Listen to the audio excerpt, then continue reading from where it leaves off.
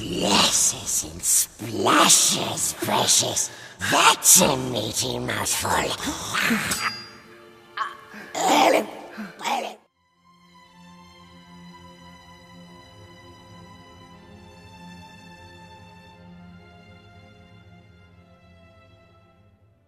Gollum was really the first CG character that we were hoping to put on screen that had to believably act in a human fashion with other actors.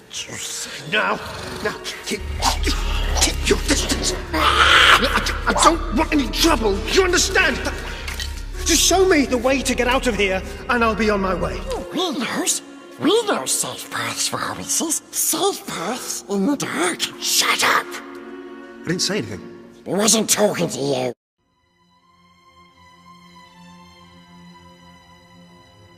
One of the very first breakthroughs for Gollum was casting Andy Serkis to play the voice of Gollum. You don't have any friends.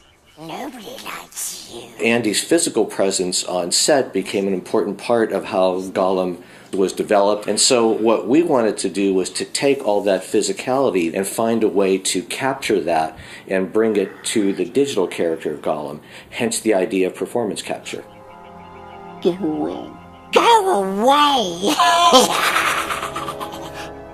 I hate you. I hate you. Where would you be without me? Ellen! I saved us. It was me.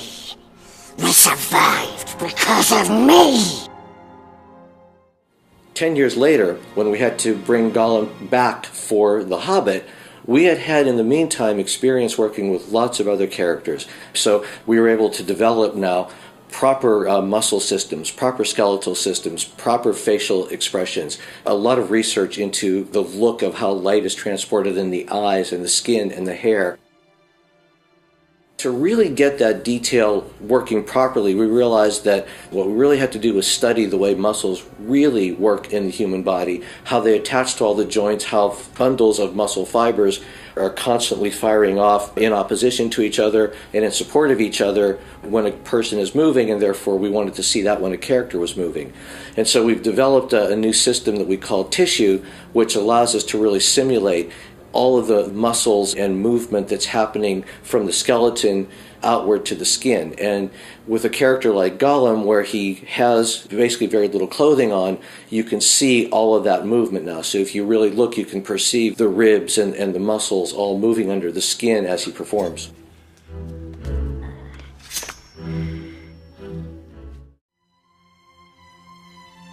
Gollum, as a CG character, needed to have this believability, this fleshiness that you see when you look at humans either in person or on screen. So I encountered a technique called subsurface scattering that I thought was really the basis of what we needed to solve to get believable looking characters.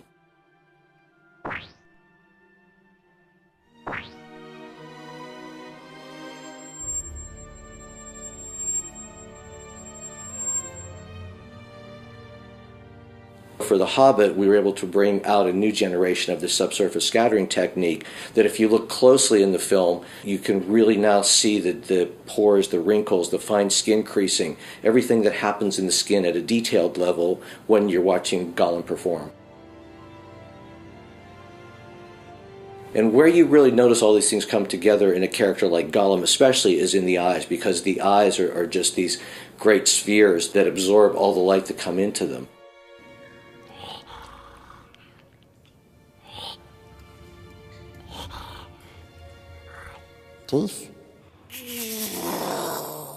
I was really happy with what we saw of Gollum in The Hobbit. I mean, I thought he's a great character. It was always compelling, it was always interesting, and Gollum as a character I still find very engaging. I just enjoy watching him. Estes! Yes. What has it got in its nasty little pockets? He stole it!